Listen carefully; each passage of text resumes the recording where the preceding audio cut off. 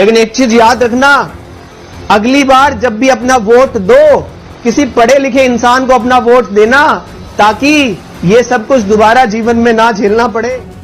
ऐसे इंसान को चुने जो पढ़ा लिखा हो, ठीक है, जो समझ सके चीजों को।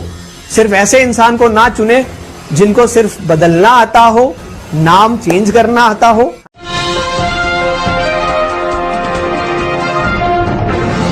साथियों नमस्कार, मैं हूं नीरज पटेल और आप देख रहे हैं नेशन जनमत। बहुत पुरानी एक कहावत है, चोर की दाढ़ी में तिनका। इसका मतलब तो आप समझते होंगे, नहीं समझते तो इस खबर को समझ लीजिए। एक शिक्षक को महज इस वजह से संघी विचारधारा के लोगों ने दबाव बनाकर नौकरी से निकलवा दिया, क्योंकि उसने कह दिया था अगली बार जब वोट करना तो पढ़े लिखे लोगों को वोट देना। अब पढ़े लिखे लोगों को वोट देने की अपील से बीजेपी या संघी विचारधारा के लोगों को क्या तकलीफ हो सकती है? मामला इस समय बेहद तूल पकड़ चुका है। शिक्षक करण सांगवान, जो अनअकैडमी नाम के एक ऑनलाइन मंच में पढ़ाते थे, लॉ यानी कि कानून के शिक्षक थे, उनको बर्खास्त कर दिया गया क्योंकि उनका एक वीडियो वायरल हो गया। लॉ विद्यार्थियों को पढ़ाने के बाद जब वो वाइंड अप कर रहे थे तो उन्होंने पढ़े लिखे लोगों को वोट करने की अपील कर दी। इससे बीजेपी और संघी विचारधारा के लोगों को मिर्ची क्यों लगी, इस पर चर्चा करेंगे। लेकिन पहले सुनिए कि शिक्षक करण सांगवान ने ऐसा क्या कह दिया था कि उसको राष्ट्र विरोधी तक कहा जा रहा है। लेकिन एक चीज याद रखना, अगली बार जब भी अपना वोट दो, किसी पढ़े लिखे इंसान को अपना वोट देना, ताकि ये सब कुछ दोबारा जीवन में ना झेलना पड़े। ठीक है, चलो ठीक है, नेक्स्ट टाइम ध्यान रखिएगा। ऐसे इंसान को चुने जो पढ़ा लिखा हो, ठीक है, जो समझ सके चीजों को। सिर्फ ऐसे इंसान को ना चुने जिनको सिर्फ बदलना आता हो, नाम चेंज करना आता हो, है ना। तो मेक योर डिसीजन प्रॉपरली, है ना। तो आपने सुन लिया, शिक्षक करण सांगवान ने ऐसा क्या कह दिया था। यही तो कह रहे थे, ऐसे लोगों को वोट करना जो पढ़े लिखे हों, चीजें समझते हों, केवल नाम बदलने पर ध्यान केंद्रित ना करते हों। इन तमाम सारी चीजों से बीजेपी को ही मिर्ची क्यों लगी? इसी को कहते हैं चोर की दाढ़ी में तिनका। भले ही फर्जी मार्कशीट प्रसारित की जाएं, लेकिन उनको पता है कि ये बातें किसके लिए कही जा रही हैं। ऐसे मौके पर राहत इंदौरी साहब याद आ गए। मैंने एक मर्तबा ये कह दिया था कि सरकार चोर है, तो दूसरे दिन पुलिस स्टेशन पर मुझे बुला लिया गया। अफसर ने मुझसे पूछा कि आपने रात मुशायरे में यह कहा है कि सरकार चोर है।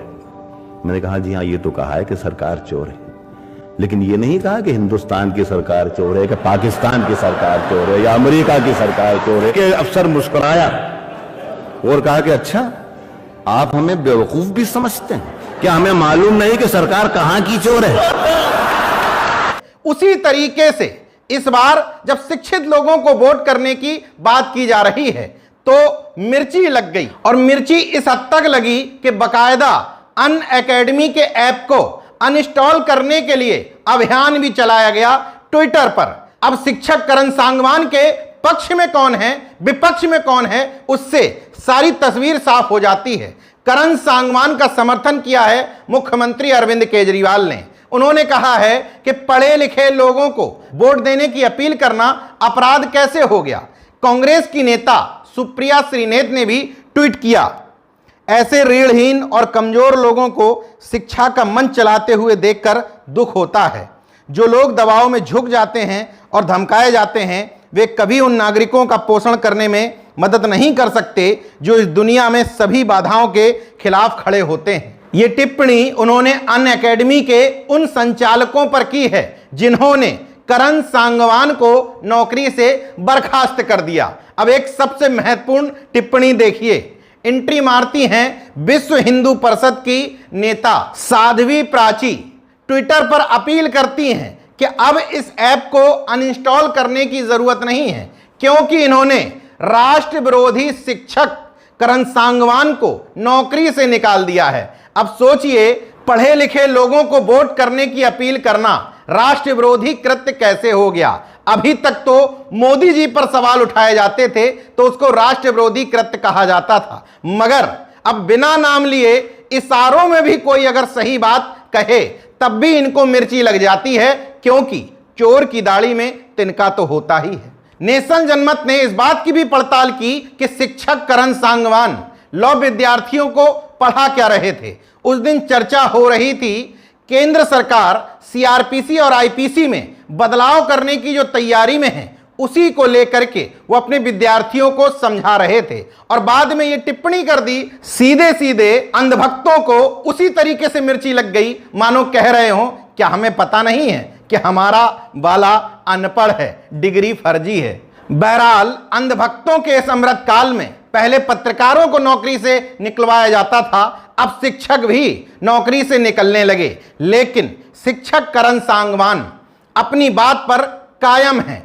नौकरी के लिए कोई अपील नहीं की, बल्कि पहले से चल रहे अपने यूट्यूब प्लेटफॉर्म लीगल पाठशाला पर फिर से हाजिर हुए और बोले 19 अगस्त को इस मामले में विस्तृत चर्चा करूंगा और अब अपने विद्यार्थियों के लिए इसी लीगल पाठशाला पर उपलब्ध रहूंगा। हालांकि कुछ लोग शिक्षक करण सांगवान के बयान को दूसरी दिशा में ले जा रहे हैं, बताने की कोशिश कर रहे हैं कि फलाना नेता के पास कम डिग्री थी फिर भी उसने ये काम किया, फलाने नेता ने ये काम किया। दोनों बातों में कोई समानता नहीं है।